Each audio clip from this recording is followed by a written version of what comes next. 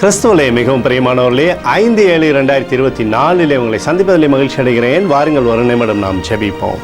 அன்பு தகப்பன், இன்றைக்கும் என்னுடைய பாதுகாப்புக்காய் ஜெபிக்கும்படி என் தேவனுடைய சமூகத்தில் வருகிறேன். என் தேவனுடைய நன்மை மாத்திரம் இவருடைய வாழ்க்கையிலிருந்து செயல்படும்படி செய்யுங்க. பாவமடி கிருபைக்குள்ளாக இவரை நிரப்பும்படி ஜெபிக்கிறேன். உடைய அபிஷேகமானது இவரோடு இருக்கட்டும். தீமைகள் அணுகாதபடி வேலி அடைப்பீராக. எங்களுக்காக அடித்து நொறுக்கப்பட்டுக்கூடிய இயேசு கிறிஸ்துவும் அவர் சிந்தனை வெளியேறப்பட்ட ரத்தத்தும் வைத்த ஆண்டவரை இவரை முழுமையாக ஒப்புக் கொடுக்கிறேன். அப்பா, இயேசு கிறிஸ்து சிந்தின பரிசுத்த ரத்தத்தை இவர் மீது, ஒரு குடும்பத்தின் மீது, ஒரு செய்கிற சகல காரியத்தின் மீது பூசுகிறேன். ஆகவே இந்த நாள் முழுவதும் நன்மைகள் இவருடைய வாழ்க்கையில் இருக்கட்டும். சங்கீதம் 18:28 படி என் தேவனாகிய கர்த்தரை என் இருளை வெளிச்சமாக்குகிறார் என்று சொல்லி எழுதியிருக்கூடிய வார்த்தையின்படி எப்போதும் ஆண்டவருடைய பிரகாசிக்கூடிய அன்பின் வெளிச்சம் இவரோடு இருந்து செயல்படட்டும். நன்மையை கொடுங்க.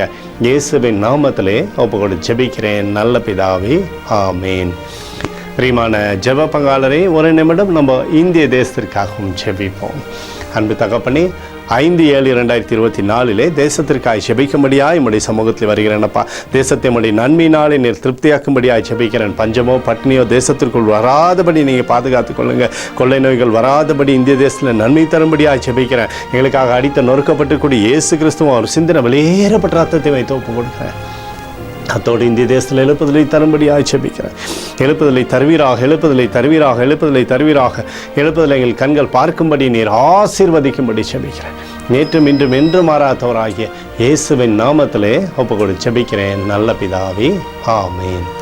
பிரியமான ஜெப பங்காளரே, ஆண்டவர் நம்மளுடைய ஜெபத்தை கேட்டிருக்கிறார். இந்த நாள் முழுவதும் கர்த்தராகிய இயேசு கிறிஸ்துக்குள் நீங்கள் வளரும்படி உங்களை வாழ்த்தி ஆசீர்வதிக்கிறேன். ஆமேன்.